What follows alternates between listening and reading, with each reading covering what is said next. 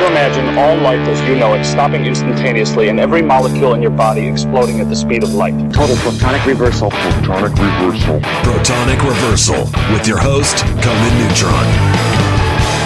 Broadcasting from a secret underground lair in Milwaukee, Wisconsin. A gigantic middle finger to everything that is rotten about music, rock and roll, and corporate power. The thing is, though, if you don't laugh, you're going to go on a killing spree with sharpened nails. Confidence of a hero or a fool. I wasn't exactly certain which. Could not be more professional. It's only one I choose to devote my life to. That's okay. It means something. It means something. And take that away. You know, that's my take on it. What's yours? Protonic Reversal! That's like a science thing, right? Indeed it is. It is a science thing. It is a science place. It's a scientific fact that we are all up in your face. It is time for the one, the only Protonic Reversal. Protonic Reversal, yes. And welcome to it. Welcome to another stay-at-home edition of Protonic Reversal.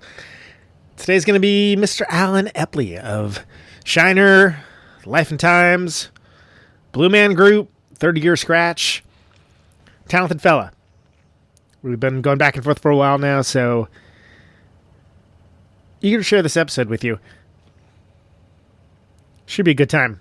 Once again, if you haven't already, patreon.com/Protonic Reversal. If you want the shows quicker, $1 a month will get you there. $12 for the year. It's basically like a record. Yeah, think about it that way. You don't have to sign up for that to get the episodes. Subscribing to the free feed's always good. If you do share the show around, that's always appreciated. I hate the culture of like and subscribe, but fact of the matter is that stuff matters in this algorithmic world of ours for getting out in front of people. But what matters more is if you hear an episode you like and you want to share it around, that's lovely.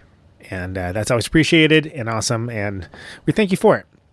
So we're going to continue doing these stay-at-home editions going forward for the foreseeable future. There's a lot of them, so you get a lot of bang for the buck if you're on the Patreon. If not, well, just thanks for listening, I guess. Yeah, just thanks for listening. So let's hear a Shiner tune. We'll chop it up with Alan, and we'll have a good old time in these bizarre times of ours. This is Life as a Mannequin.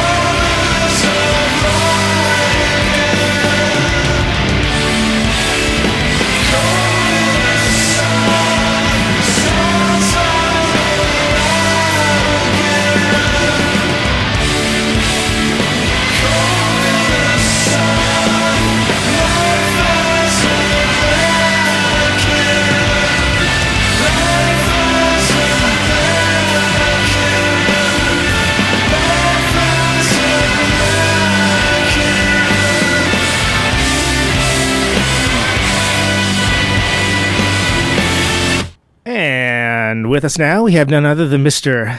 Alan Epley of Shiner, The Life and Times, and, of course, the Third Gear Scratch podcast. Welcome. What's up, man? How are you? It's good seeing you. Good talking to you. Hope you're dealing with your quarantines in a sane and safe manner. Yeah, I am home, making a lot of meals, taking a lot of walks. I'm creating a lot. I have a couple of mix projects for some bands I recorded. I've been finishing that up, and so that's been good. Laid off from both my gigs. I work at the Blue Man Group and Chicago, and I work. I'm a cocktailer at a cool whiskey bar called Longman and Eagle in Logan Square, and so obviously restaurants are closed, and yeah, you kind of boned on both accounts at this point, right? Right.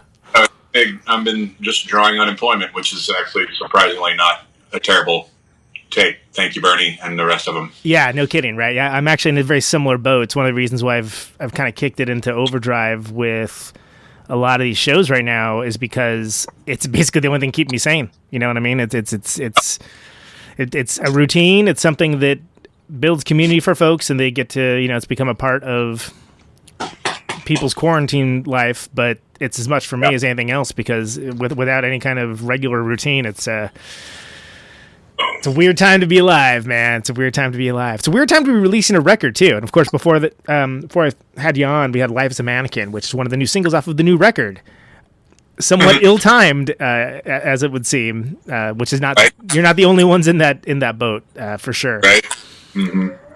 But yeah, it is what it is. I don't know what I've been definitely preparing to get really bummed out about it, and I already have been. But my stupid record didn't come out. Other people are dying, and keeping it in perspective. So it's like definitionally a first world problem. Absolutely. That said, it's an awesome record, and it's something where I know it's been quite some time since there's been a Shiner record. You guys came back with the reunion shows. You had the first one where you had Tim and you had Jason both playing drums, which I thought was pretty cool. Yeah. Kind of gave it almost a Shiner family band sort of experience, and then also gave the diehards for the early stuff a little Tim Dow for everyone, which was fantastic. Actually that's from 2017. I want to say. I think the first reunion shows were for the Egg re-release, and that was in 2012.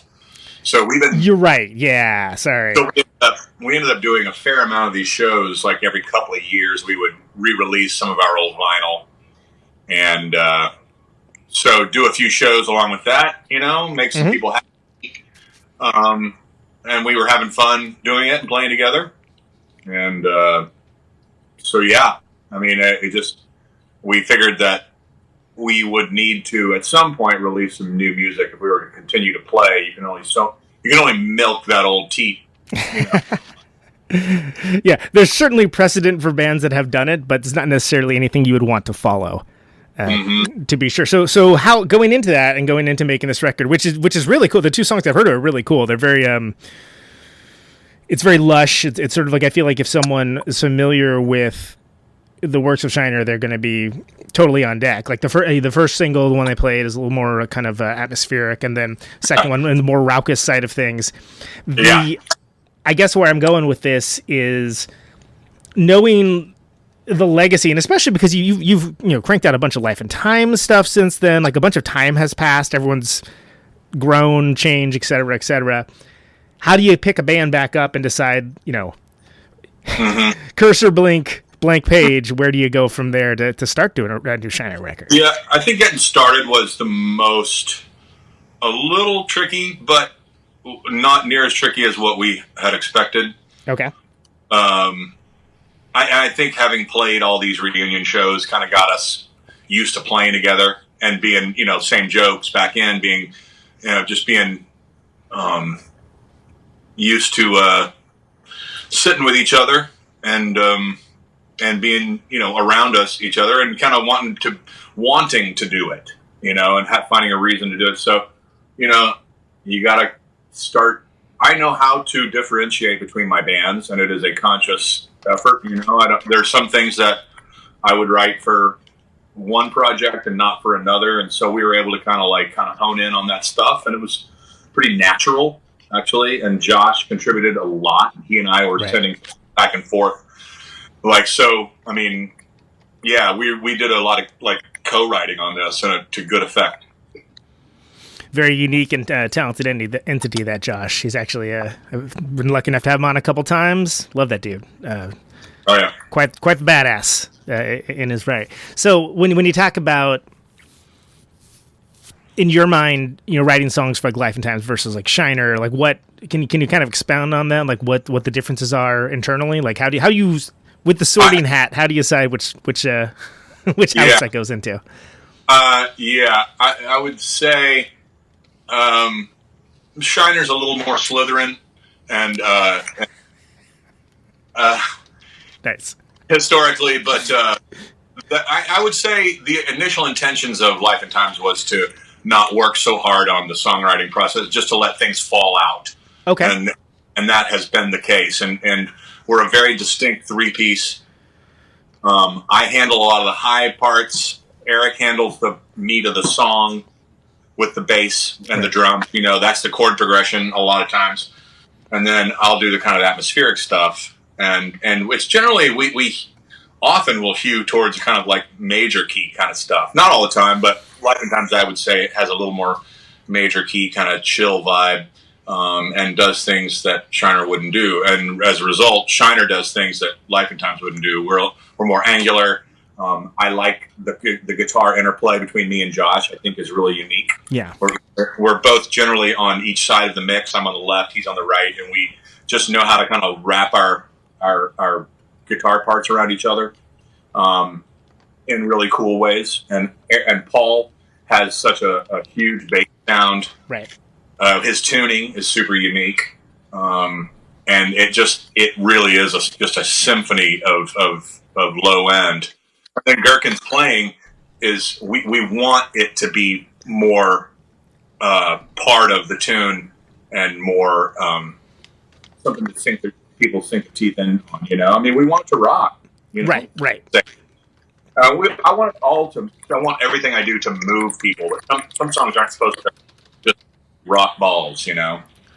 Well, they serve different ends. They have different functions. They try to accomplish different goals. And I think that also just, even in presentation, with Life and Times, I feel like there's a certain aspect of, it's an overused term, but the power trio that it's like the triangle, right?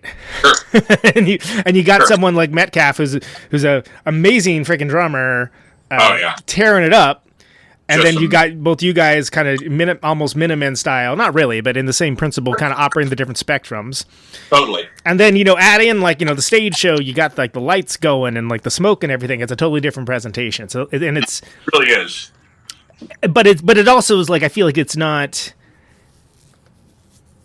like you're playing ska either. It's coming from the same place. It hits differently. It might be hard for our grandmothers or somebody to tell the difference between our two bands. Right, exactly. Well, is this one?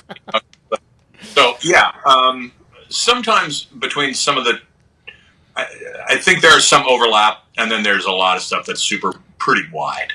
Yeah. The presentation is different, but the Shiner guys are generally fans of the Life and Times stuff that we've done and have been very supportive and cool over the days. And the Life and Times guys grew up as Shiner fans, so there's a lot of mutual respect and love. I have this other new project with this guy, Ian Prince, from Houston and Story to Sea and Porcupine, and which is completely different. And so that's easy to write something for. It's just bass and drums. And I played all these bass parts and these loops and things. And that's going to be different just because it's different instrumentation, so it's always going to come out differently. It sounds like Trans Am or something kind of. Right. A little bit, yeah. So with when you first, because Life and Times, there was some overlap with Shiner, right? Or was it one just the other? There was like a couple years, right? Not really. We all started getting fed up with each other, I think, around the end of, somewhere in 2002. And then I started playing with another guy for a little while, and then we cut it off.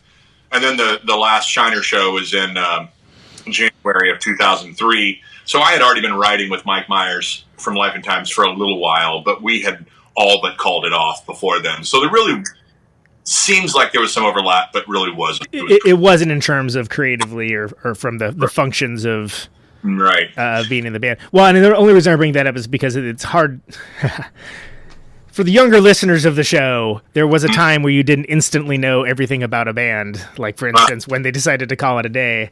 Yeah. And like I became aware of what Shiner was doing right when we started first hitting the Midwest and Replicated, which was around 2001, somewhere like along those lines. And everyone's like, oh yeah, you need to play with Shiner. It's like, oh, okay, cool. I like that band name, And then by the time that I realized that, like, oh, they stopped playing, it was like, years later, because I was just busy with my own stuff. But then I was able to kind of like go back and be like, oh man, like these other records are like really rad. Like this is interesting stuff. And so where I'm getting at with that is, like, with these reunion shows, you not only have like the old guard, beard and potbelly notwithstanding, but you also have folks that never got to see that band the first time around. So you're clicking with the guys, kind of locking into that muscle memory, getting to where you need to go for that. But then the crowds also are people, in some cases that have never seen that band play before. And so does that change the context for you at all, as far as where you're at with playing the songs? Anything hitting differently? I think I don't know if it's hitting differently. We definitely want to make music for more people than just the old guard. We want to include the old guard, but we would like for this to not just be like a send up for, a few dudes or whatever. A 90s oldies act. we definitely don't want that. We think it feels, we're also not kidding ourselves, but to a certain extent, but we also are like, we feel like the music is very relevant and super urgent, and really cool. We wouldn't have put it out just to go fart around. Mm-hmm. We think we're very, very proud of the record, and would not have even followed through with finishing the recording if it was not, or releasing it if it was not up to what we thought was badass. Totally, and it's, you guys are at that space where it's maybe not that you were like, worldwide superstars or anything along those lines, but what you did meant a lot to a lot of people. So there's always going to be pressure in some cases, if you let it, to not, you don't want to let anybody down. You want to make sure that it's worthwhile. And then you have the whole thing of like, well, is this a Shiner song? Like, what does that mean? Like, do you? Well, we definitely went through that, and we did have some cast-offs that we thought either, like, we probably wrote 12 songs, maybe 14, and we kept 8. So we did have some cast-offs, some songs that were either not happening or not playing, or weren't quite Shiner tunes, or we tried to resurrect some older tunes that were kind of okay, but didn't reflect us from now. Right, right. Everything that we put on the recording is from absolutely right now, and we think is like badass and like super relevant and poppin'. And the recording itself is really cracking. I mean, Paul did a great job. Yeah, no, the two songs I heard sound freaking awesome. Right. They sound, beautiful. It's so it's all that, it's Gherkin's kit and Paul's tracking and producing, and it just is like he has a savant like skills, Well, and talk about when you're choosing what to play. There's a wide variety of albums to choose from. There's stuff like The Egg.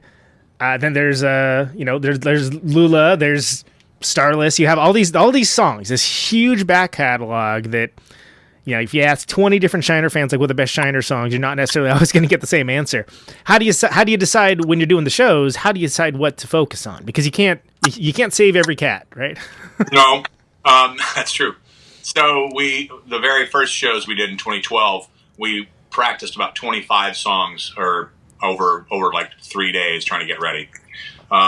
We ended up playing 17 or 18 of them, 20 of them over those shows. And then as we've been playing and what the initial list was the ones that we used to play. And so we kind of looked at some old set lists. Yeah. We didn't end up pulling those super kind of like obscure songs that we never played before.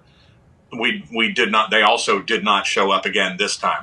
So we've done a little bit of that, but a lot of people don't know shit from other sides. A lot of people know the last thing we did the most. You know. Sure. So it's Egg, it's Starless, and then it's Lula and Splay, and so we kind of lean on playing from the Egg and Starless and Lula, and then we pull one or two out from Splay, and it's just kind of I want to put on a show that's cracking for people.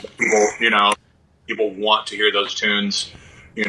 Some of the more like heady ones that I love or think are great. There's a song called "Stoned," which is like the last song on the Egg, and it just might not be perfect live because it's so like heavy. Like people are like, it's a reunion show, so I don't know. It's like we have to be judicious on what you're picking out. Yeah, you got to balance it on what's making you happy versus what's going to make the people that paid money ponied up good American dollars to see you happy. That's right.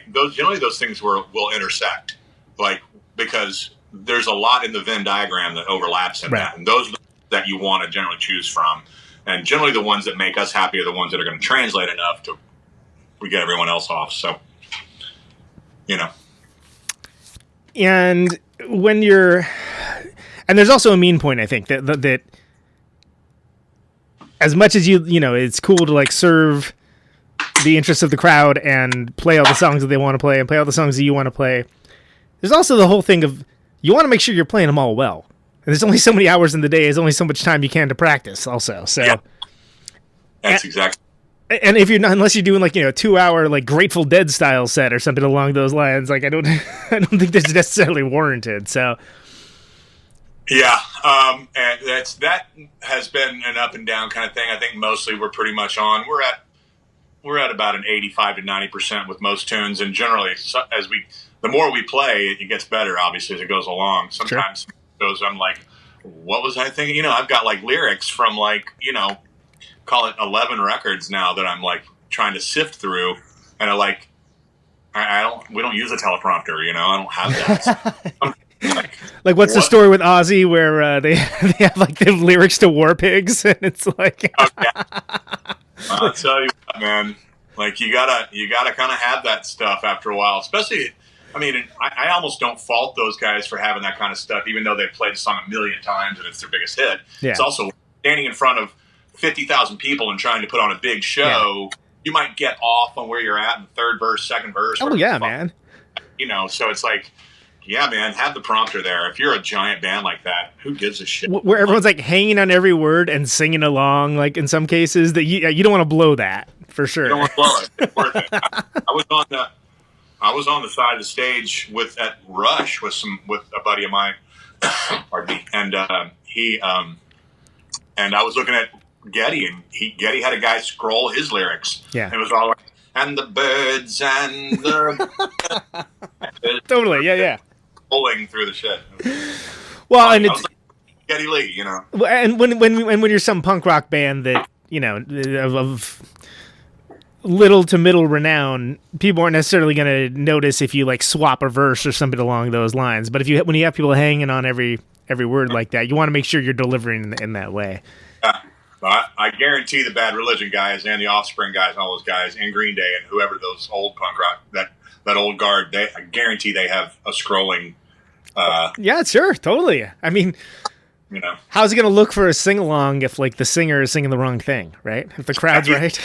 I'm thinking about something else right now. I'm thinking about, rocking a million faces. Yeah, hopefully you're not thinking about your laundry or like, did I have enough fryer sheets? Exactly. So, with this new record, with the writing process, Josh doesn't live anywhere near you.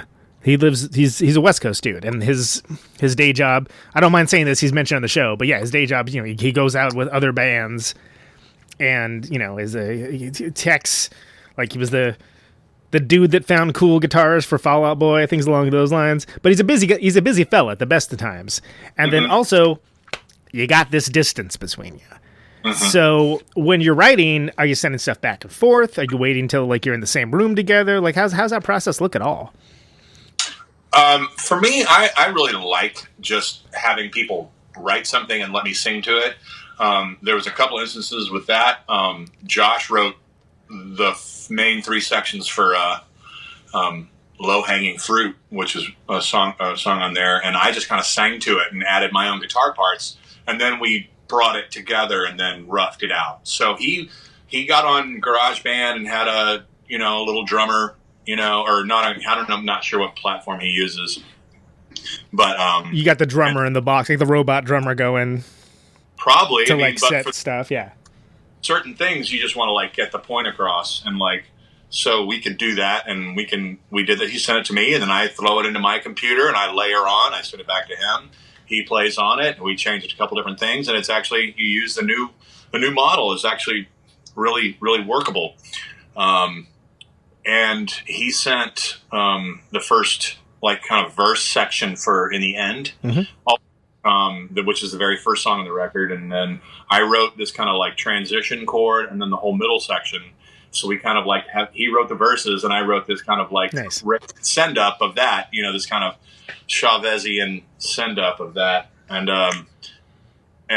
so that's just like I love doing that anyway. I've been on a lot of different people's bands, records, a lot of different bands' records, like the Pelican. I sang on their record.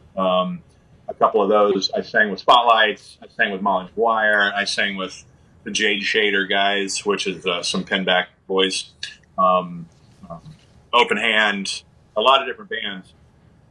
I really like kind of just assimilating for people like that and doing that. So when Josh sends me something, it's really easy. So those are the very first song that was written was Paul P. Poe, and I wrote out my kind of guitar part. I sent it to him, and he wrote his little thing. We sent it to the boys, and they were like, "Oh, this is great," or "This sucks," or "This is great." But generally, this is great. And we chose out 5 or 8 to kind of work on, and then we would meet in Champaign. They would all drive up, and Josh would fly in, and I would drive down to Champaign, down to Matt Talbot's studio. And we just practiced. We didn't record anything, or if we did record anything, it was just a 2-track. Right. Probably for internal reference. Exactly. Listen back to it. You're playing that? Oh, okay. Right. That's exactly what it was. So we did that 2 or 3 times, and we came away with a batch of songs that we really liked, there was like 12 total, and then we ended up whittling down to about 6. And then later on, we realized we wanted to do a little bit more, and so we thought the record could use more. And so I wrote Swallow, which was another thing I had kind of like put together for the band. And so I kind of fleshed it out, and I sent it to Josh. He wrote his thing. We sent it to the boys. Paul recorded Gherkin playing to my original fake tracks, and what he did was, he ran through the song like 8 times, and he did a completely different treatment every time. Oh wow! Okay. So I chose like take 5 or whatever it was, right, which is kind of a really deconstructed version of it. Yeah. So Paul sent me like all these different stereo drum mixes of these takes, and I just I go this one, and then a couple. So it was like a great use of technology. Quite honestly, it was a perfect use of what we have today, and to embrace the fucking interwebs. Embrace the what some might call possibilities that can also be viewed as restrictions if you look at it in a different way of doing things that way. And again, I was joking about it, but like the whole idea of, and I'm sure you guys have dealt with this as well, where you play a song for like forever when you're a band that goes into practice room and plays every week. You play it for forever. You take it on the road. You play it every night, and then like you go to record it, and they're just kind of like, "What are you doing there?" Have you always done that? Oh yeah, I've always done that. Oh really? Really? We're a half step off here from each other. Like, okay. Yes. I've done that. Yeah, so in this case, it's you you get around that in a very interesting way, and it's funny you mention Jason playing drums to the track and doing different takes, like with different vibe takes of what's happening, because that would still happen. It's just that you'd have to think about it. If you were recording, that would be like, that'd probably be the first thing, and then everything else would be colored because of that. So that's exactly right. Yeah, you would either be in the room with him and you'd be like, try this, and he'd be like, well, I already did that the first time when we got in here. He was like, well, yeah, in a certain way, you can kind of avoid some of those. Right, and to be like, oh, try to do it again. Well, what the fuck did I do? I'll play it any way you want, Paul. It's like he goes to Let It Be with George Harrison telling... Right, yeah. Whatever you want, you just tell me however you want me to fucking... Paul's being a dick, Because he knows that, being that snit that can, play everything himself and is actually also a really great drummer, he's, just being, having a total chip on his shoulder with it. Totally. So, with the... it's interesting. I'm going to be really interested to hear your take on the egg, because I've had Josh on a couple times. I've had Jay on a couple times, too. And I've kind of heard all the other perspectives from it. Did you view that record as kind of like a sea change for what Shiner did? Or did you kind of just feel like it was just like the natural progression from where you were going? I thought it was a sea change. I thought it was... I did think it was a natural progression, considering what we had done. But this was the first time that the real power of what us four could do together. Yeah. I had a very kind of sour experience with Starless.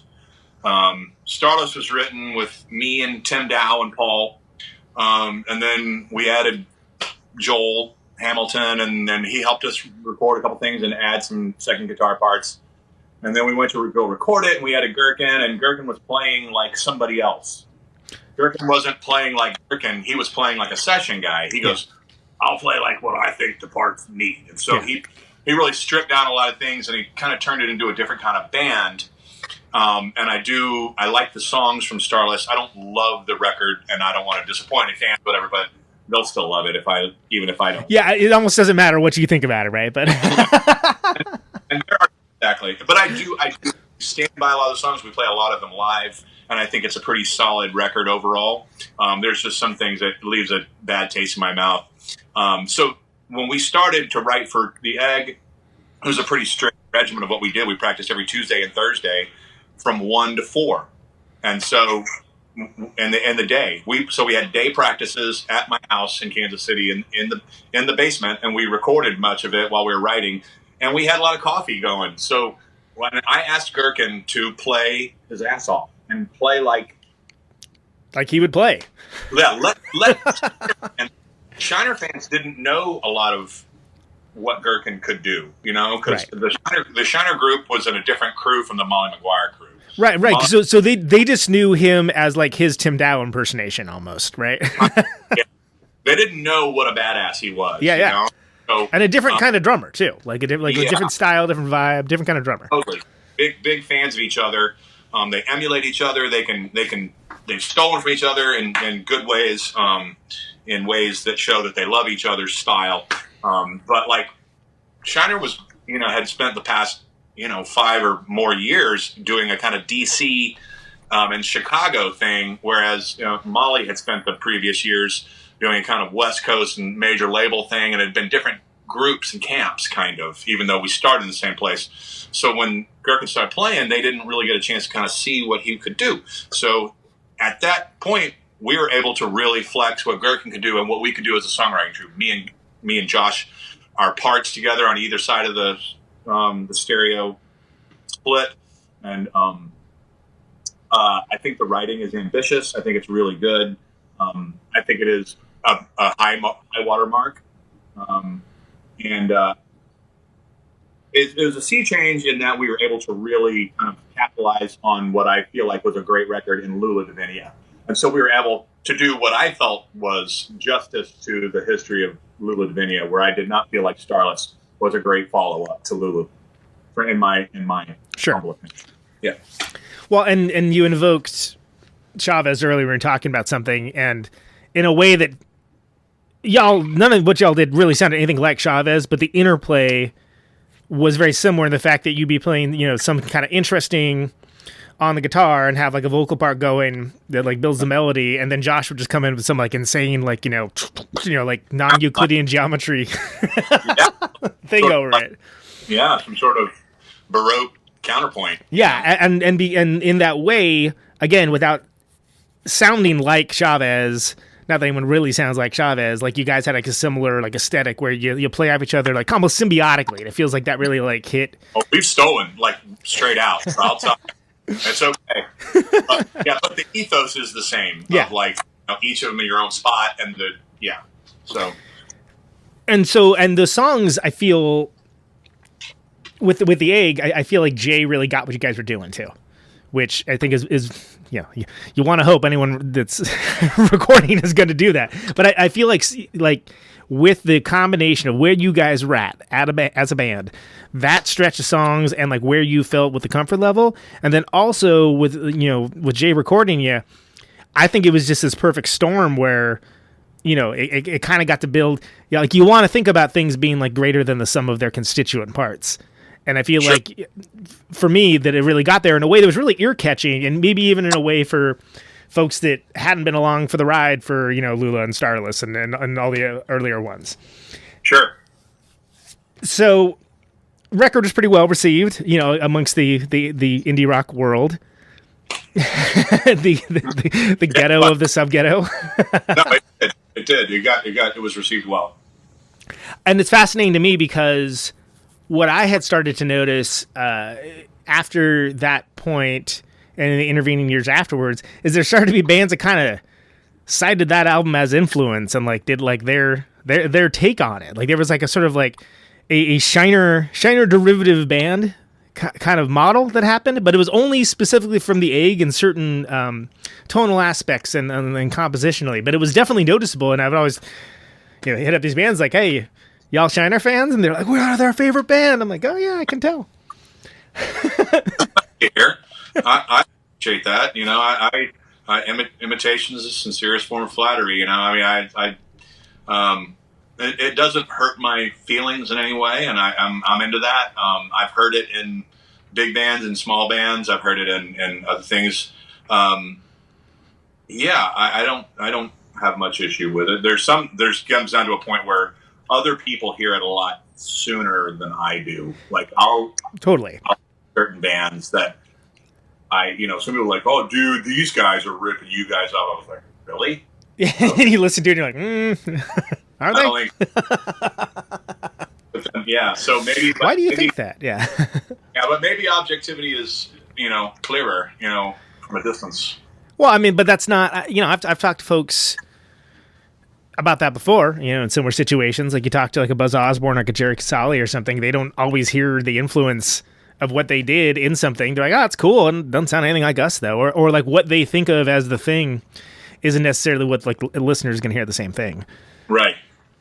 But I guess what I'm driving at with all this talk about the egg is that was something where it seemed like almost from the outside like a level up for Shiner. But at the same time, stuff's kind of starting to spool down a little bit, is what it sounds like. Like it's just you guys have been doing it for a while. Like, what can you give some clarity as to where your guys' headspace was? Yeah, that wasn't the issue. We just, I think there were just internal things where we were just in different spaces internally. I think we were having I think just like it's kind of almost boring. There's some of the same things. that every band breaks up from. It's creative conflicts. Yeah. There was money talks. There was creative credit talk and things that like compositionally, you mean? Like yeah, and so it got to be just too much, and so we just kind of bowed out, and we were just, I think we were just all exhausted from it.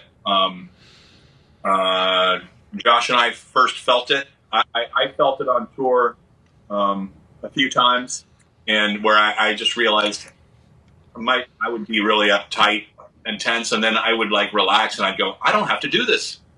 I was like, what? I don't have to do this? Yeah. It's not compulsory. Yeah. Yeah.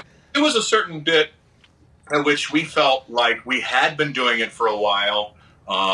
We should do something else, kind of like we were kind of old men of the crew, that we were all 32. Josh. Old men. I'm using air quotes here for the listeners. I would have been, literally like 33 years old, Sure, coming from a 50-year-old man right now. So it's like, I always like to think about how I'm feeling. I don't like to, I don't think of myself as, I realize I'm not a young man, and I also don't think of myself as like geriatric. I think of that when I'm 80, I'll look back on when I'm 51 and think, dude, you were a young man. Why were you feeling old? Yeah, totally. Because it's all relative, yeah. It is all relative. And I feel really good right now. I'm in good health, and I feel very creative, and I'm feeling very, very spry. And so I feel it's all relative. It really is relative. But then as far as the stuff with the egg, you guys make this great record. It seems like it's something that just only builds and builds that as far as people like paying attention to it. But there's conflicts, things are happening. Is there a specific like, hey, we're done with this conversation, or is it just kind of like peter out? Well, I think there was a turning point at which we were touring for the Egg in 2002. We had toured with Burning Airlines in August of 2001. We went to Europe. We came back. We toured with Death Cab for Cutie. And then in 2002 we were touring with Engine Down. We were touring with Areogram, a really great band. Oh man, I loved Areogram, and they're like lost to time. But what a great band! Well, they're not. I mean, he's in churches now. That's right. Which I just mentally redact apparently, because it's like since I don't listen to that band that much, it's like, oh yeah, same dude. But he also played in Ganger. He played in Ganger, which sounded like wildly different, also great. Right? Yeah. But anyway, yeah. So you're on tour Europe, yeah. Wildly successful, but so it kind of wound down in the spring of 2002. We did some summer touring, and then we toured. We're going to do some shows with a band called Ina, some friends of ours from Spain. And they came over, and we did a couple of shows, and then we were going to meet them in Omaha. We were out for a week or 10 days or something. We were going to meet them in Omaha. And so we were driving up and hit a deer on the way up in a rental van. Because our van had died. We had a rental van. We hit a deer. Couldn't make the show.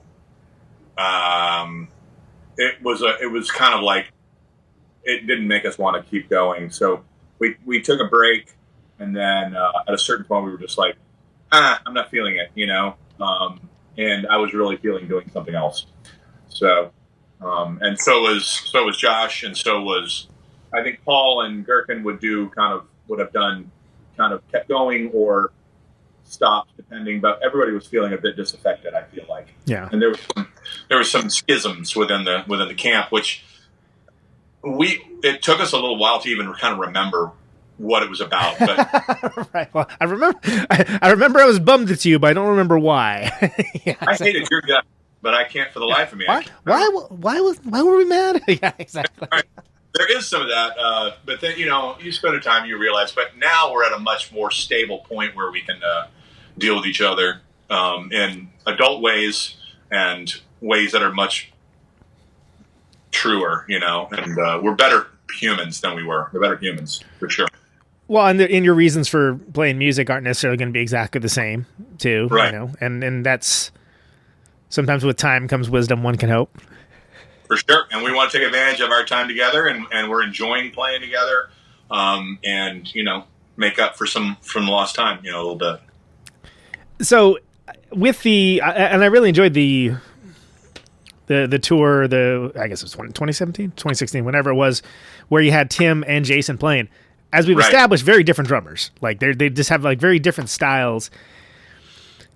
Do you feel like, well, how easy was it to wrap your head around, doing the gear shift, right? But between the two of them, especially within the set. Right. They both made some concessions, I think, about what the kit could do and how quickly it could get turned around and into different, different sizes and heights. But I think they met in the middle, and so it made that a little smoother. I can't remember exactly what it was, but they were able to kind of like make it work. They're fans of each other. Yeah. It's not like their kid is wildly set up differently. I think Tim's, like Tom's, his like Rack Tom might set a little flatter than Gherkin's, but Gherkin sets flat too. I think they're similar drummers in some ways, and have a lot of the drummers they love are some of the same ones. Terry Bozzio and drummers like that, they love that kind of shit. But as far as playing with them, it was different. It was wildly different. Of course, Tim hadn't been playing as much over the past, the past few years, and so he didn't hit quite as hard, and so it's a little different. Tim also has like real flair and things that they each have different types of men, which are super gratifying to play along with. So I don't know, it's great. Very little to complain about, in either. Yeah. Well, I mean, for a fun show, like I said, Shiner Family Band is kind of what the vibe I was given in a good way. But it was it was interesting watching, like, you three fellas being the same guys and the same players, but sort of like latch on to different parts. And like kind of like it's real subtle things that even if you know the songs, it was even more apparent. But something that like it just made you feel like you were getting like a 2-for-1 deal or something for the show, right? Yeah. So that's good, and I think it also speaks to the kind of level of harmony and everything that we're in with all the players, because we wouldn't have done it if we weren't like really down with it. I mean, we love Sweet Tea, Tim Dow, and Gherkin loves him, and there was never anything like, oh, you fucking play with these guys and blah blah blah. There was never any of that. He's nothing but supportive and such a cool motherfucker, and one of my closest friends, Tim Dow. So nothing but love for that guy, and I was really glad to be able to include him on that. Honestly, we didn't really get to be really tight, great friends until around the time he was leaving Shiner. It was like throughout all of my time with Tim when he was in Shiner, we were like at each other's throats, quite honestly, a lot of time. Okay. Not at each other's throats, but we had some acrimony, let's say. Yeah. Well, and that's I mean, because you guys did a lot. It's easy for folks to just kind of focus on the later stuff, but I mean, y'all went out at you were like the band that could play with Same Day Real Estate, and you could play with the Jesus Lizard, and it's sort of like it made sense to certain degrees. Yeah, exactly. We like in the span of years from like 92 to 97, that was the kind of years with the first lineup with Sean Sherrill and Tim Dow, and we were a 3-piece. That was for Splay, and then the writing of some of Lou Lavinia. Let's say that from 92 96 was the years when we played with everybody. We were playing with SNFU and Low and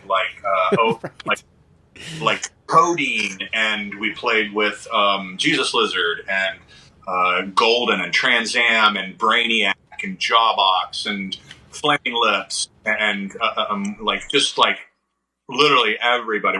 We were the band in Kansas City for a while that was good to play with anybody. We'd take $100 and we had a draw. Yeah. You bring people in. It's music that would also the touring band would be like, that band was good. Like there was something there.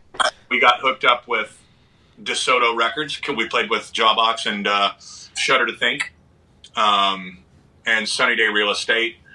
And no, it's Jawbox and Girls Against Boys on that show, and then the other show was Sunny Day and Shudder to Think. So, but we got hooked up on DeSoto with Jawbox, and then we got Flower Booking. Right. And then, even at that in '95, when Splay was coming out, we had Richard Grable as our lawyer, and he was Pearl Jam's lawyer, Smashing Pumpkins' lawyer, Hole's lawyer, everyone's big lawyer. So, for that time, way before Lou Lavinia and Peg and Starless and everything, we were at a point where we were like much more doing a lot of like really great touring and with a lot of different bands, making connections with like-minded bands, and we were part of this network. We were the those guys of that place, which is a good. we did some shows with Harmar, and like we were out, like it was crazy. It was really cool. It was really fun. So moving forward, we talked about Shiner kind of winding down post the egg. I guess is what about 2002 that you put together Life and Times? Is that timeline about right? That is about right. About at the end of 2002, yeah. So you're writing some songs, you're putting some stuff together with the bass player, and no bass player, just me and a drummer. And really? So you started off with Metcalf, like you started off with Chris? I started off with a guy named Mike Myers. He's a drummer from Kansas City, one of my oldest buddies. And he was in a band called The String in Return and a band called In the Pines. Okay. He's a very different drummer than what a lot of people thought I might be playing with. Right. Like, I thought I might come out with some guy who's like even more like Tool or something. Right. Super prog, yeah. This was the opposite. So we went intentionally in the opposite direction to open up the beats, open up the sky, the chord progressions. Yeah. To work so hard on creating this dense material and just kind of let it flow, more flow. And we wrote about 40 songs in 6 months and tracked them all. Me and Mike, since it was only one melodic instrument and one drummer, it was much easier to write. Sure, yeah. I could just lay down the bass parts or whatever. And so we 40 songs in 6 months. You don't have to explain the concept to anyone. You already know. Yeah, exactly. So I was able to kind of draw on those songs from throughout all of Life and Time's career in a certain way. So when does it change up to you playing with Eric and Chris and kind of locking into what we know of as the contemporary Life and Times? Like when you get to that neighborhood, and did it change like the mission statement at all, or what you thought of as the band when that kind of locked in? It just focused a little bit more. The first lineup kind of fell apart. It was I did eventually get a bass player, John Meredith, from a great band that was we knew from called Someday I, a really talented producer and engineer songwriter, and so we put out an EP on 5440 or Fight Records. Oh, yeah, 5440 or Fight. Yeah, Steve Bridges. What's up? Great band. And then we did a tour, and we had a kind of a break. We had a huge breakdown with a van died on the West Coast in Bakersfield, California. Yeah, from the Central Valley. So yeah, I understand exactly that what you speak. Yeah, it died literally in on the Grapevine, and so we had to have someone come get us way up in the hills, in the hills.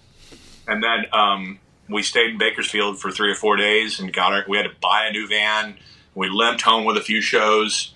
That van died. It was the old Shiner van I had bought from the band for like not much, but that kind of put us. We made some demos, and but that version of the band kind of died a hard death. John was moving out to New York.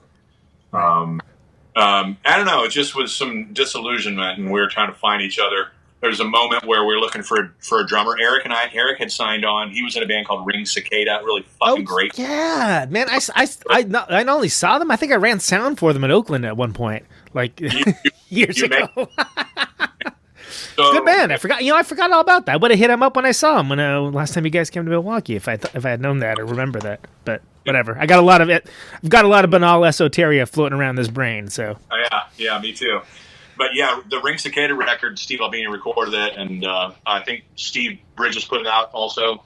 And it is such a great record. So huge. Somebody should look that up for sure. I'm sure there's a Bandcamp page for it. But I asked Eric to join, and he moved up later to Kansas City, and we started a drummer search, and we played with about 10 different fucking people who just did not work out. A lot of people that you would have thought would have been fucking great. Yeah, just didn't gel with what you guys were doing, though, huh? And it was, really not at all. It was so difficult. And then, so Eric and I were writing, and we were putting some things down. Nice to have a cohort, a partner, a collaborator, and Eric. And we were able to focus what the sound was. And then we knew Chris from a band called Stella Link in Kansas City, and they're a fucking great band, Stella Link. I hate to say everybody's a great band, but like there's a lot. Right. There's a lot of terrible bands too. I can go off about those bands. Yeah, too. and just because doesn't mean that any band that's mentioned that does not have that is not a great band. But it's sometimes Right. you need the hyperbole to get the point across. I get it. Exactly. But like seriously a great band. And so I asked Chris to join, and he goes. At first, Chris goes, "Yeah, man, I've been dying to play guitar," and I go, "What? No, I need you to play drums." He goes, "Oh, okay, all right. I thought Myers was playing drums." I go, "No, it didn't work. I need you on drums." He's like, "Okay." He was like, "So."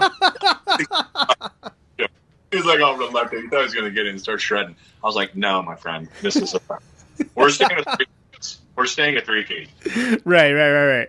So, and that was about 2004, 5, and we put out, and so we were able to kind of put some songs together, and we tracked with Paul at down at Earth Analog, and then in Champaign at Talbot's place, and then we ended up having Paul mixed a couple songs from the first record called Suburban Hymns, and then Jay Robbins mixed the rest of it. And then it was released on DeSoto Records. It was one of the last releases on DeSoto Records. I was going to say, right about as they were sort of winding down, yeah. Yep. And so we were doing some cool, and Flower Booking still booked us, and so that kind of kicked it off. That kind of kicked off the whole thing. So, and then the first of 4 records. 5 records. Well, and, as we already established, the presentation is a little different. Vibe is a little different just because, you guys are occupying different tonal spectrums, things along those lines. Was the how to go at first when you start when you're playing out, when you get like what is, get Metcalf playing drums, you get what's known as like the more definitive lineup, I suppose. Like, what's the audience response to it? Like, do you notice like that? Like, people are generally down for it? Are people sort of like side eyeing, like a little bit of column A, column B? A little bit. Initially with the first lineup, it was a little less convincing. I think live for some people, they were expecting to be more like Tool or something. Sure. Yeah. Or like Flaming Lips. Yeah. But they expected what the expectation versus what was delivered wasn't necessarily a Venn diagram with a lot of overlap. No, and I was looking to shake some of those good old country boy Shiner fans. They was like, "Oh man, Shiner and Tool and Korn. I love y'all." Yeah. The guy who works at the gas station and is very eager to tell you about it. Yeah. I mean, those. And generally, I'm very supportive of everybody who wants to support me. I want I don't care who it is, but if some people weren't having us for some artificial surface reason, then they can fuck themselves, and I don't care, and I'm not trying to get their vote anyway, and I would be fishing up the wrong tree. Right. It's not what you're trying to do. Yeah. Exactly. And so I started from the very beginning to try to say, if they want to come along for the ride, that's fucking great. And I would love to have you, but you might not get some of this stuff. We're going to go some different places that Shiner didn't go. So if you don't, I get it.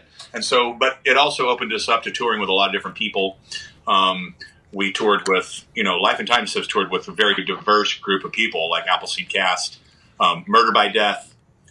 We toured with Pelican and Mono. We toured with just a lot of different, really diverse, cool bands. Yeah. The Besnard Lakes.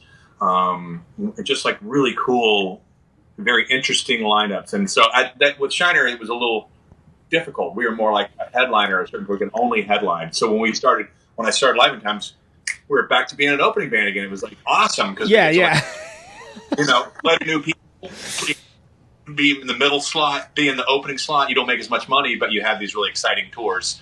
We did 3 weeks with the Get Up Kids and Kevin Devine, and that was really interesting. Lost our asses on this tour, and we're playing all these giant theaters, But they're really cool opportunities for us, and so we took advantage of it. Well, and you bring up a couple interesting points, because I think that you know, when we played Sport for you, I explained to the other Secret Friends guys, like, look, for a lot of these people, we're just in the way of their favorite band, straight up. So as long as you walk in knowing that, like, we're good. But there's some folks you're not going to be able to move here because they're just not even going to hear you. You know, it's nothing to do with what you're doing.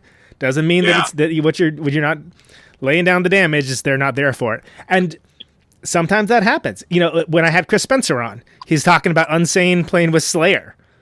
And, you know, and he's like, yeah, we just had to, like, you know, not leave any breaks between songs because otherwise people would just be like, Slayer!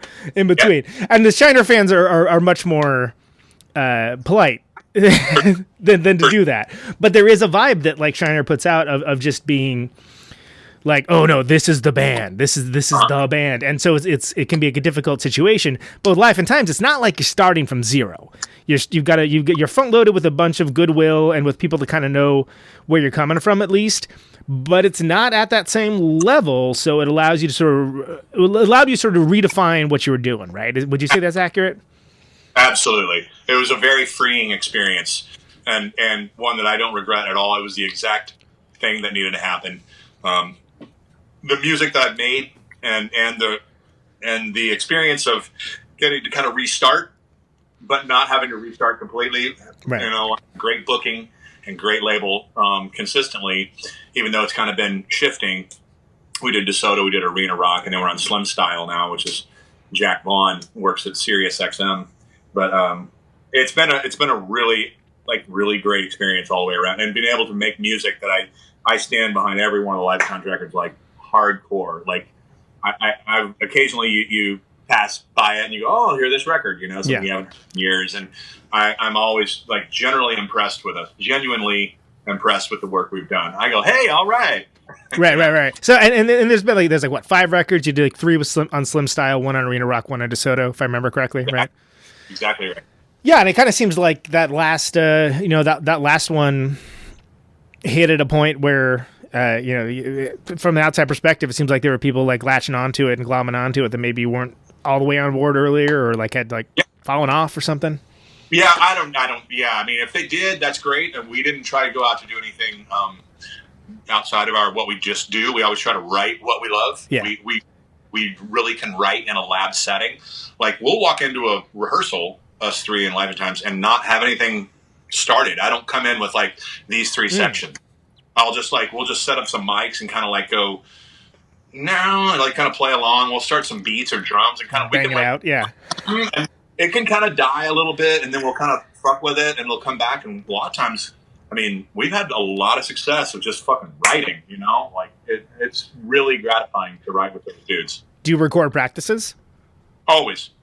Like unless it's just running over old material for a show, we always practice. We always record while we're writing because you can stumble on something, and you want to be able to remember. And also, not huge fan of that. Not going back to it, but in as far as like it, when you know that record has been pressed, it kind of puts you ready to go. Mm-hmm. You know, you can still fuck around and take a drink of your beer or whatever, you know, and have a small conversation, but you're recording for like 45 or an hour, 45 minutes or an hour at a time, and then we'll stop and go use the restroom or whatever. But like, yeah, we do it. We do it a lot. And it's a different, that whole way of doing things is a different modus operandi too than coming at things from a more composed standpoint, demoing stuff out like, hey, I got this, what do you got for that? Like it's a way different vibe. And I think it's interesting that you mentioned that because it kind of seems that not like every artist can like do both. You know what I mean? Like some folks, you bang it out in a room and they come out with pure genius. And some people, throw them a demo and it's like, oh man, it's the best thing I've ever heard. And some people just, it's one or the other. Yeah. We do a little bit of both. It's certainly not to suggest that I don't have some things that I've been fucking around with at home. Sure. It's less than in the back in the day. I used to try to come in with 2 or 3 sections or maybe 4 or 5 sections, those extra sections you don't need. What we call, in Shiner, we call those the Y section. Like, why?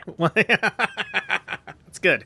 And it's like, there's the A section, the B section, maybe a C, and then there's maybe a D turnaround, and then occasionally there's that Y section. Yeah. Like, why? Wow. That's solid. I like that. I might steal that. That's good.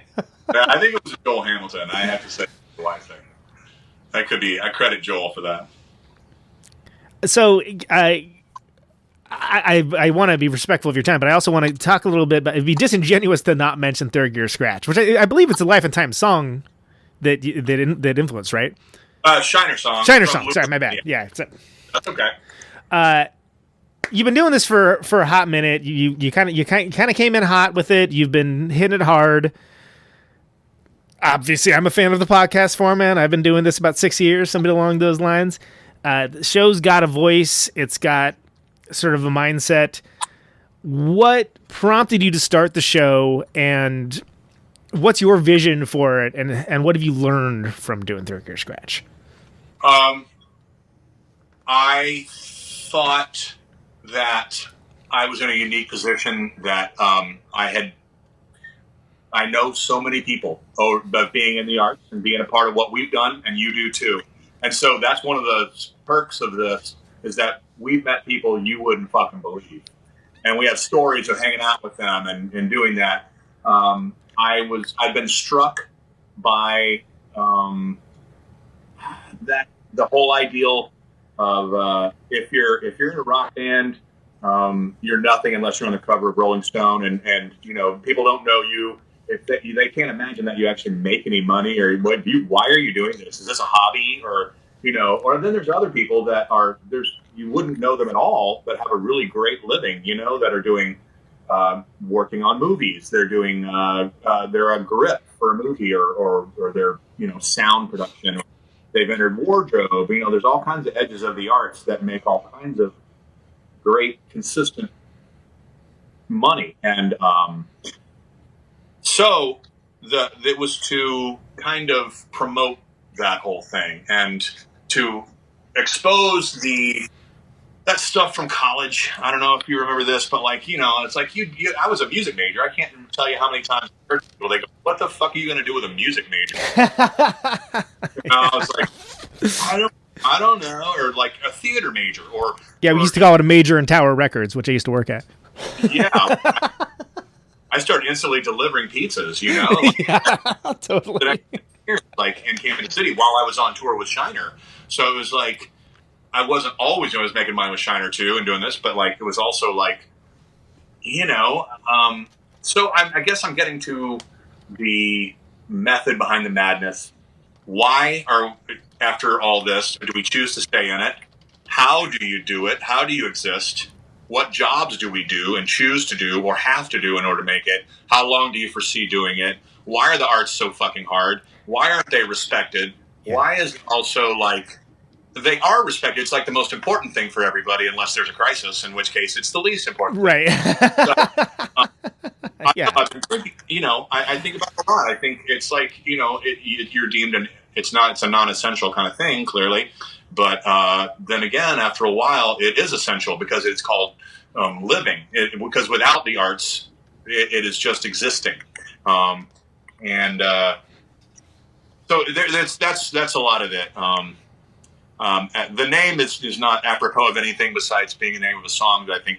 Just a cool name, yeah, whatever. I was trying to think of something for this to try to I was like, Giants Among Us, or like, you know, people you'd never heard of but should, or something. I don't know, you know, like the idea was to explore how different artists live. There's so I work at the Blue Man Group. I'm in the band there here in Chicago. So a lot of the Blue Men, when they come in, there's some visiting Blue Men that come in from LA that were full-time Blue Men a while ago, but they decided to jump off the ship and go be in like on TV and film. Yeah. And it's working largely, except sometimes it's slow, or they don't have a gig at that moment, and they come back and they do what they call off the bench stuff in the busy times at Blue Man. Word. So it's like they'll come in over the holidays or matinee season and come do a couple weeks and make some money.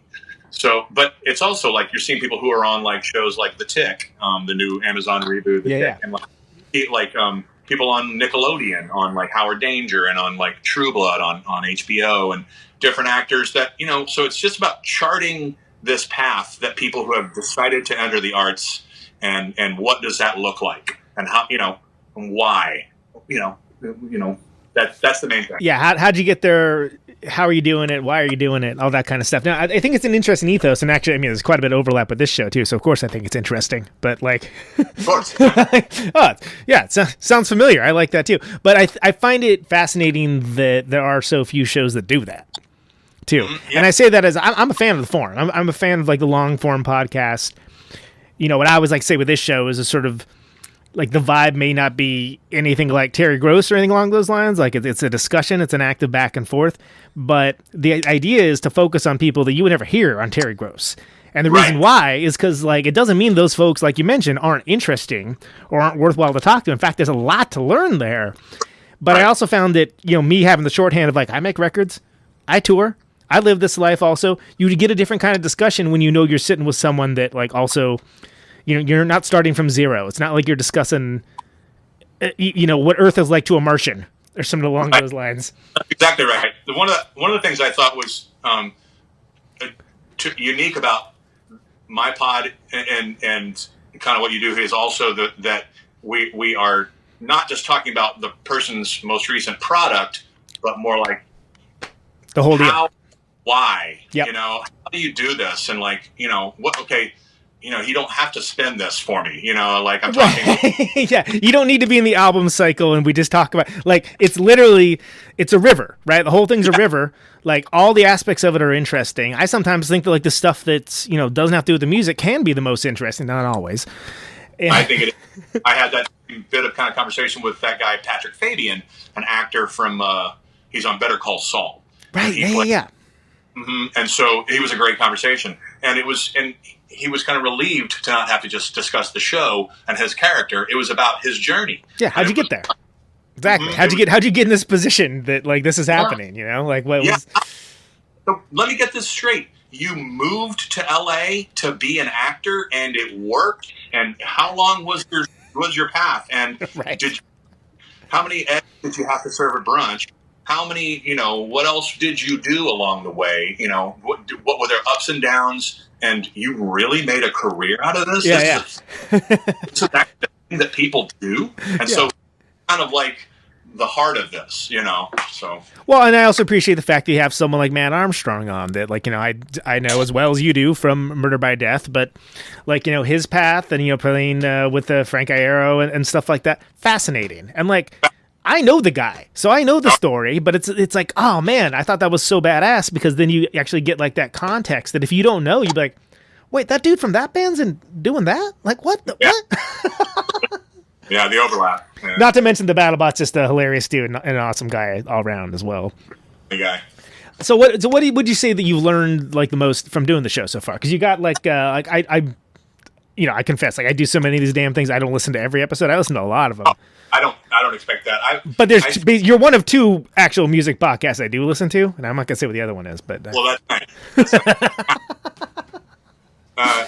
Yeah, they don't get no free press. Yeah, exactly. They can buy an ad. We don't have ads, but I think one of the purposes of this was to address my own anxiety about my own choices in life, about what I've done and where I'm at and why I'm doing this, and it has really helped. I'm on episode 44. Yeah, I was gonna say you're creeping up to 50. I know it's good. So it's getting there. It has helped me to deal with why I do what I do, what I've chosen to do. Right. Do other people have these anxiety attacks in the middle of the night, questioning these reasons and all this other things? Well, what the fuck am I doing? How am I going to get out of it? What do I want to do? How long do I want to be here? Turns out I'm a lifer, and I'm going to be in it. Right. Talk about the life and times. Let me tell you, hey. But I will be doing it either in some way. I'll be teaching, or I will be performing also forever in some way. I'll be doing some version of it. Yeah. Yeah. Whereas I think for the first, when I was growing up, and I envisioned this rock and roll career that I would have, no doubt. I really wanted to. When I started playing guitar, I was like, oh, I'm going to do this. Got to college, graduated from college, started on it, did it, doing it. And I think at some point I thought I would be out and would begin academia, that I would go and start, because my folks are both professors of music. So I thought at a certain point, my path was to say fuck this and get into teaching at some college or something. Go back to grad school and get some gig. Teach excited kids what not to do. Right, yeah, or whatever. Yeah. But I'm teaching in some aspect, not necessarily music business, but and so that just has never materialized. I've stayed in it, so which has been good, but it has its ups and downs. But it's not certainly not all bad by any stretch. No, totally. And one thing I'm just utterly fascinated by, and I would love to hear, is how on earth did you get hooked up with Blue Man Group? Like, how did that come to pass? Speaking of the exact thing that I would ask you if I was the host of 30 Year Scratch. That's yeah. I moved to Chicago in 2009, and I knew two people that worked for the Blue Man Group, and I think they alerted the guys there that I was in town and might be a good candidate. It's a very specific set of skills you need to have. Not everybody, many great players try out and don't get it just because it's a very specific set of skills. I tried out and did not get the gig in 2010. There was another opening in 2011. They called me back. I said, reluctantly, I said yes. My wife said, why wouldn't you go? I was like, I don't know, because I'm being mad. Yeah. Because I'm a punk rocker, damn it. That's why. I'm a rebel. So I went back, and then me and Stephen Howard from Pinebender and a bunch of other bands got hired, or Howard. You got Howard. That would be his prank show, like, Exactly. where he's pulling pranks on people. You just got Howard. And then Noah Legger also got hired that day, and he plays with a million different bands you would know, like Disappears and Facts and Mile Marker and many different bands. Pearl. Mile Marker. What the hell? That's a whole different conversation. I love that band. That was didn't quite get their due. But anyway, yeah, go ahead. But anyway, we got the gig. They knew of us, and but them knowing of you and wanting you to try out has nothing to do with getting hired. Like, you have to be able to dance the dance. I would say I'm probably the least of the players in the Blue Man Group. All the drummers are insane. All the other players are just like Berkeley trained shredders. Just play. Some of the bass players are better guitarists than they are. Right.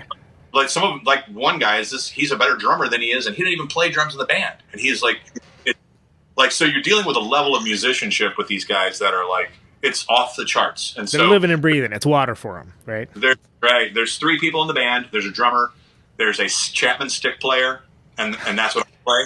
So I play Chapman stick and bass guitar and various percussion instruments, and then there's a zither player, electric zither player, and that's the most difficult of the instruments to learn. He also plays guitar. So there's three people in the loft, and it's just a really, really fun gig. It's a corporate gig. It's not one that I get to introduce my ideas into. It's just not at all. Yeah, it's not. It's a really cool playing gig with a lot of inspiring people, and the show is fucking great and very funny. And everyone's coming together for this like much bigger, greater artistic whole too. Yeah. That's kind of cool. Yeah, it's really cool. No, the whole origins of the Blue Man Group are great. It has become more corporate. We're owned now by Cirque du Soleil, which is really good. It's not bad. Like all the people I know there's a giant family, and we genuinely really love each other. From the people who work on the different decks, the technicians, the lighting, the house people, the sound. We all know and love each other greatly, and are missing each other a lot right now. So sure, yeah. I have nothing to say but great praise for Blue Man Group in Chicago, especially. Those are the ones I know. So how does that work with you?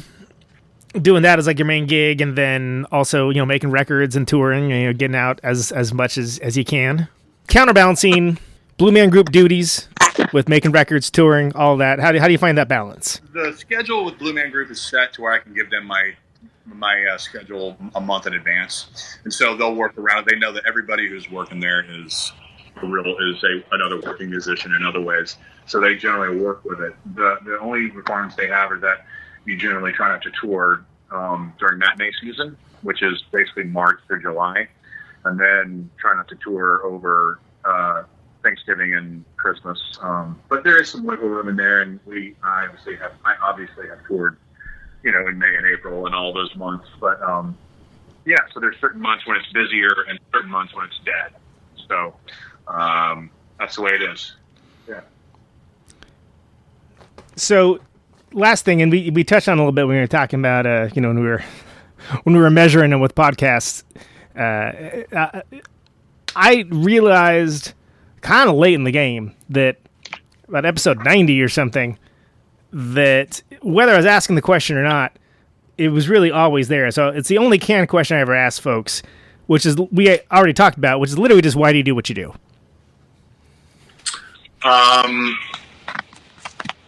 I've been really considering that for the past few days. I mean, for the past few years, and in fact, I love what I do. It has ups and downs. I'm good at it.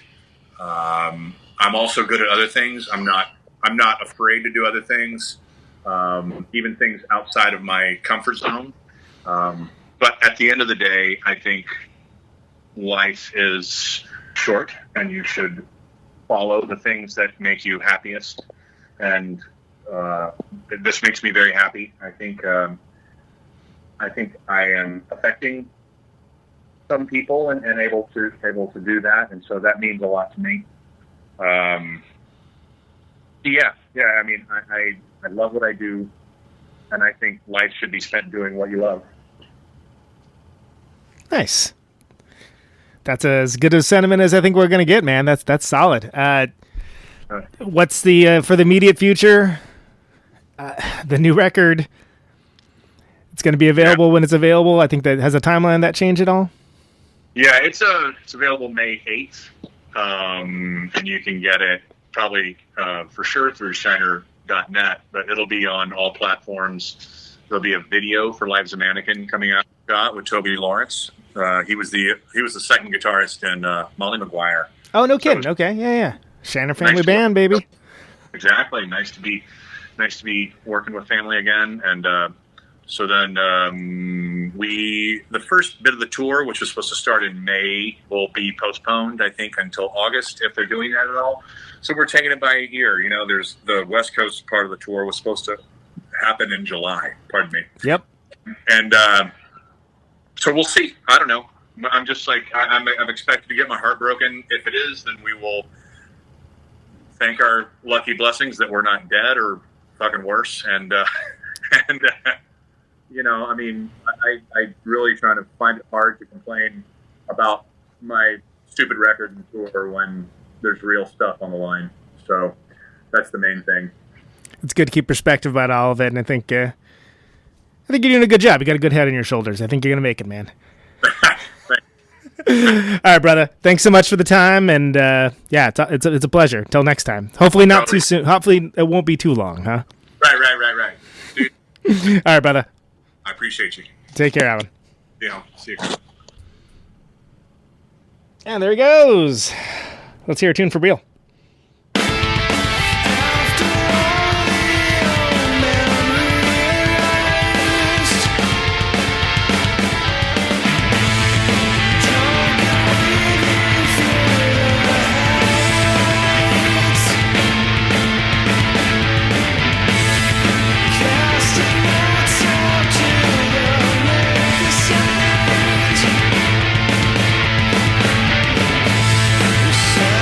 Come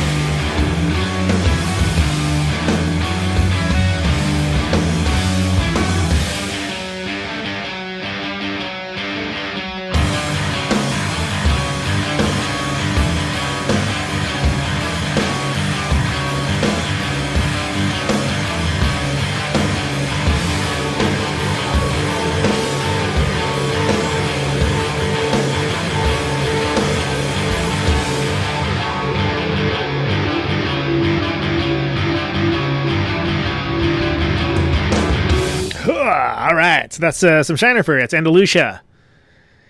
Off of the Egg. And before that was Paul P. Pogue, which is on the brand spanking new Shiner record that's coming out in May, as we established earlier on. And of course, those are both starring. Sure. Mr. Alan Epley. We're also going to listen to a Life and Time song. We got the time? If you got the time, I've got the tunes. Protonic Reversal. Very sorry.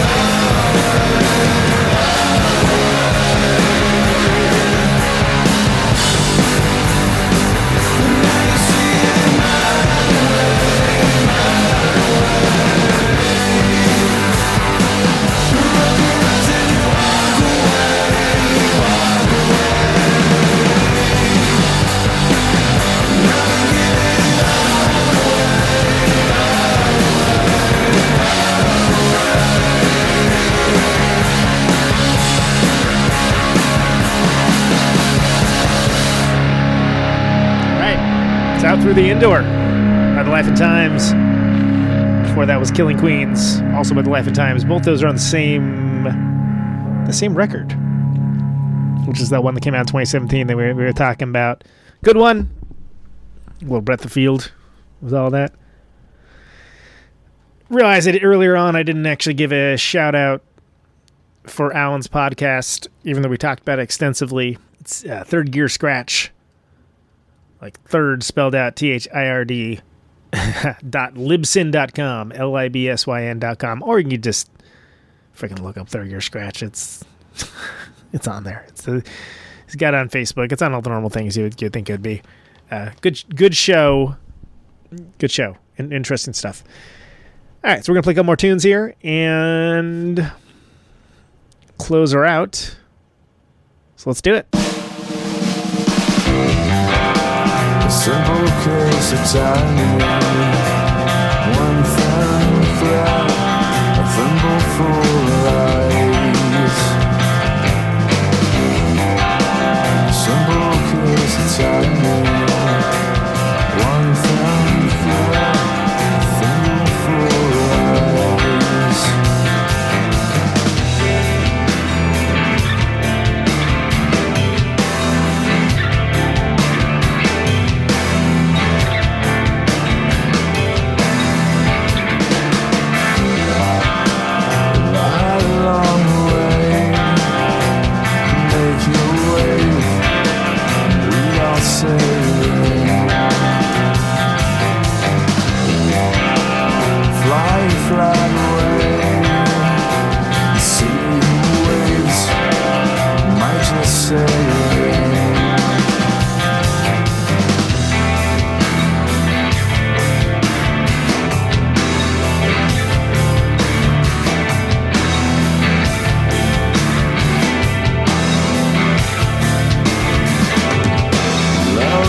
Time when little clumsy lining fit the crown on your head.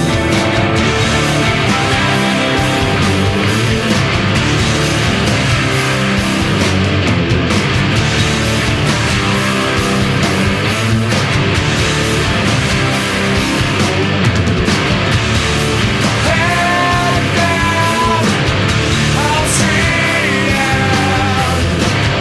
Let me down. So sweet.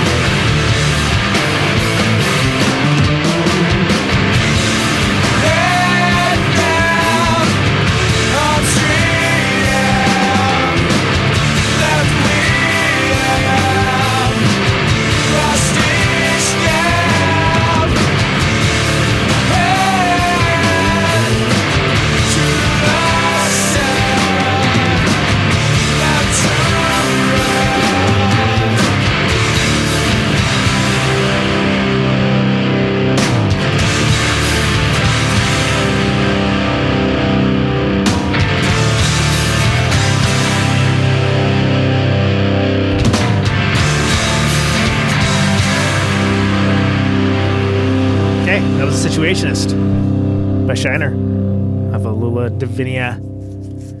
It's featuring Mr. Alan Epley, Tim Dow, Josh Newton, whole crew.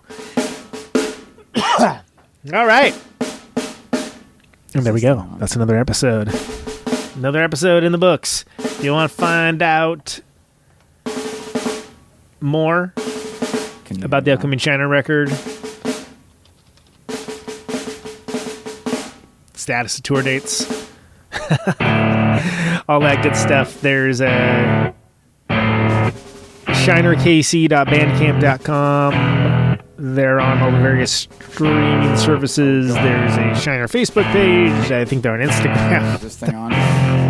They're all over the damn place. You can find all the information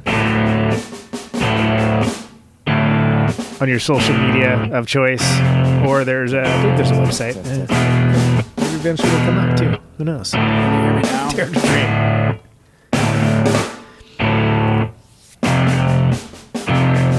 Well, as you know, Shiner.net. As we come to the Of course, I close figured out as I of do our it. I finally broadcast changed it up to something else. Hey, the name of this show, This is my farewell transmission. it's on Neutron's Protonic Reversal. It airs on Radio Nope, radionope.com.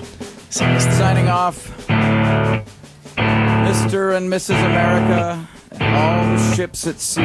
Podcasted at Anyone within the sound of my voice. radioneutron.com, wherever you find your podcasts. Also on Spotify, if that's your deal. I've got If you want the shows quicker, 50,000 watts of power. patreon.com/Protonic Reversal. It's $1 a month.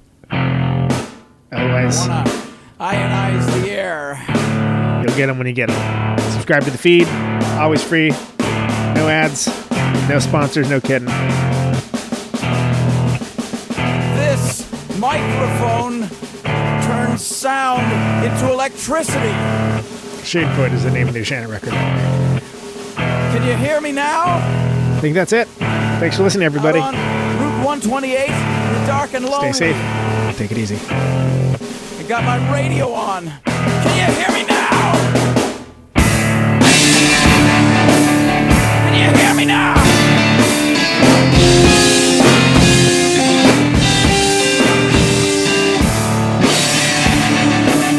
Can you hear me now?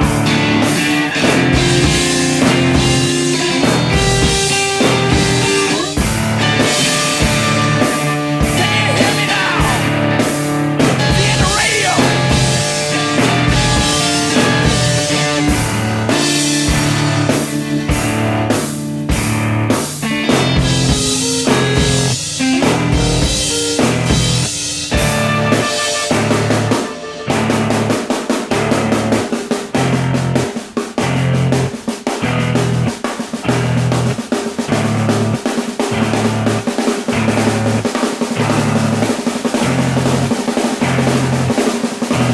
And that snare drum and that drum roll means we've got a winner.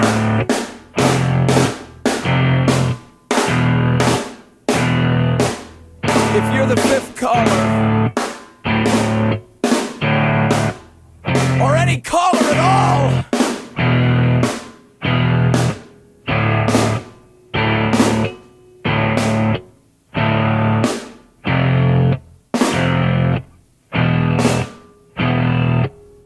welcome to my top 10.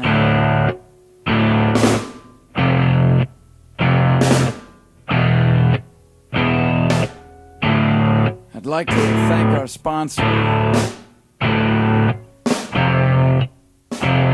But we haven't got a sponsor. Not if you were the last man on earth. She was prepared to prove it. This one goes out to a special girl. But there is no special girl.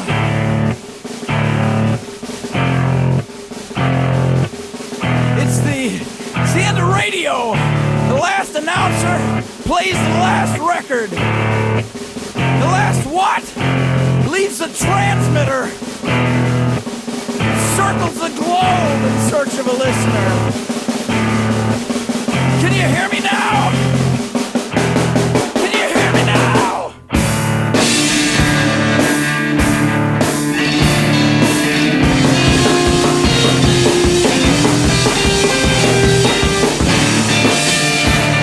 Can you hear me now?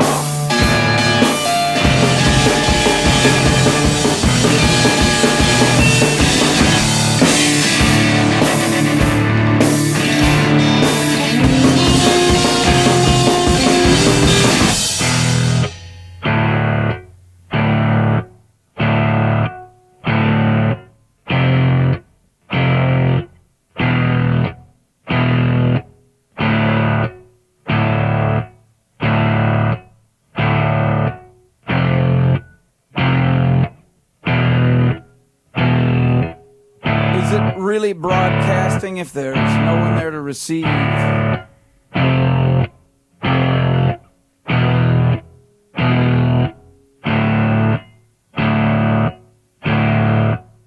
It's the end of radio. As we come to the close of our broadcast day,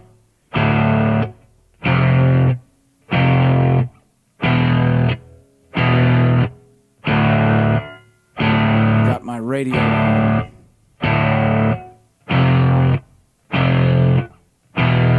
Can you hear me now? Can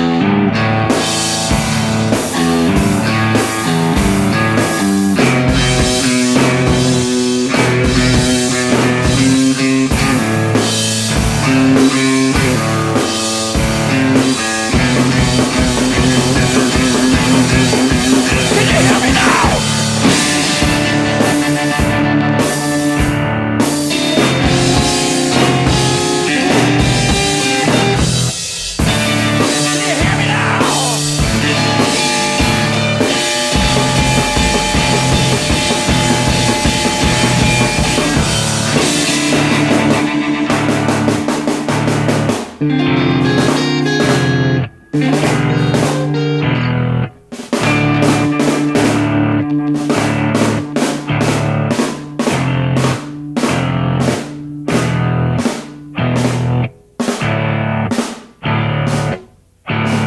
This is a test! If this had been a real emergency, hey!